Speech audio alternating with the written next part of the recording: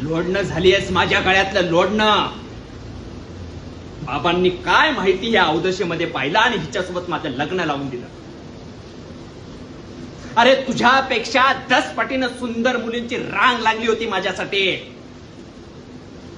पण नाही, आमच्या बाबांना ही पांढऱ्या पायाची अवदसाच आवडली.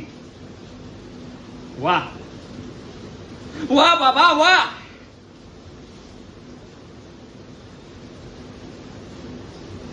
पण एका अर्थी बरं आहे, गौरीसारखी बायको मिळाली की बरं असतं.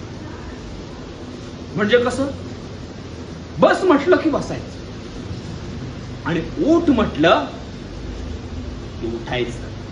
आपल्या शब्दाच्या बाहेर नाहीये. आणि गौरीसारखी आज्ञा